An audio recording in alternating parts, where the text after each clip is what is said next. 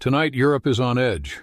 Russia just fired a missile that could reach London in 10 minutes. Ukraine is striking back deep inside Russian territory. And in Kyiv, ordinary people are fighting to keep the heat on as winter becomes a weapon. But that's not even the wildest part, because in the final minutes of this video, I'll reveal a move by Ukraine that could change the entire course of the war, and it's something Moscow never saw coming. So buckle up, subscribe if you haven't already, and let's break down what just happened, why it matters, and what comes next. Let's start with the headline that's got every European defense minister losing sleep. For only the second time in this entire war, Russia has used its Escalation hypersonic missile. This isn't just another rocket.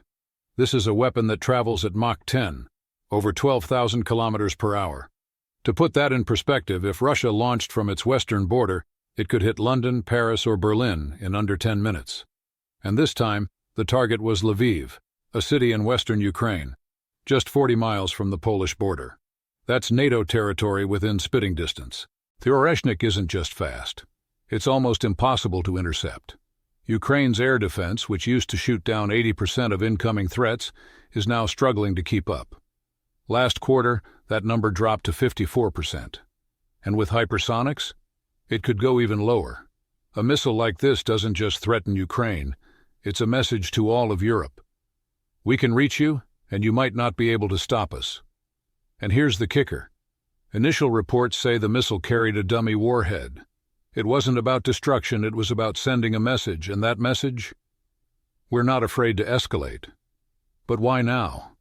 Why risk provoking NATO? The answer might lie in what's happening off the battlefield. While the world was watching the missile, Kyiv was under siege.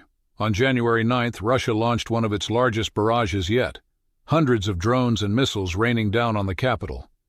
The goal? Not just to destroy military targets, but to freeze the city into submission. Thousands lost heat in the dead of winter.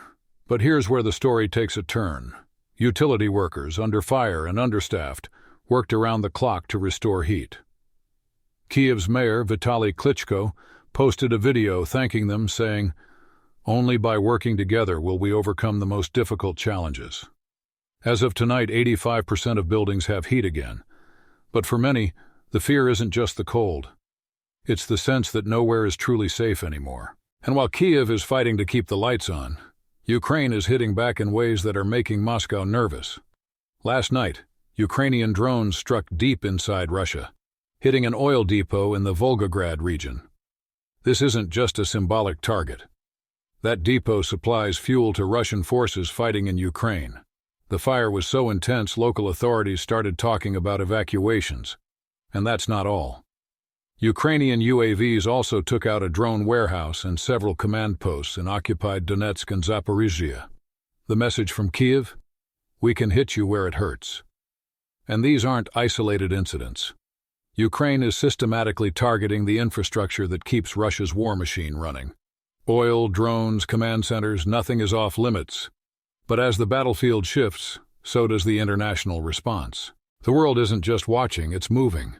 The UK just announced £200 million to prepare British troops for possible deployment to Ukraine if a peace deal is reached. They're also mass-producing new interceptor drones, thousands a month, to help Ukraine shoot down those Russian Shaheds. France is on board too. There's talk of a multinational force to guarantee Ukraine's security and deter further Russian attacks. The UK's new Octopus drones are designed to intercept Russian drones at a fraction of the cost.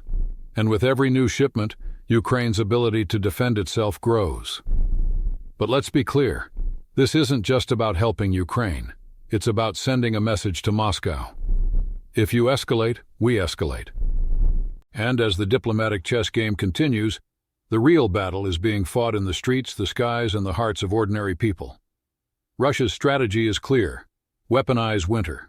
By targeting Ukraine's power grid, Moscow hopes to break the will of the people. But every time the lights come back on, every time a boiler room is repaired, it's a small victory for Ukraine. And it's not just about survival. It's about resilience.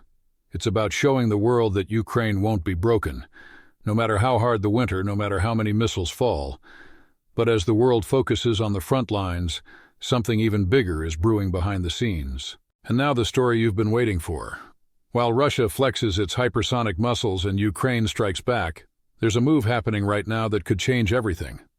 According to sources close to Ukraine's military command, a new wave of long-range drones developed in secret with Western technology is about to be deployed. These aren't just for defense. They're designed to reach targets deep inside Russia, with precision and stealth that could outsmart even Moscow's best air defenses. If these drones succeed, they could disrupt Russian supply lines, hit critical infrastructure, and force the Kremlin to rethink its entire strategy.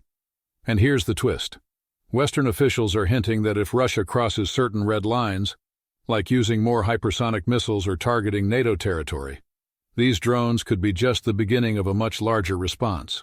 So to sum it up, Russia's hypersonic threat is real, Ukraine is fighting back harder than ever, and the world is on the edge of a new phase in this war. But the most important moves, they might still be happening in the shadows.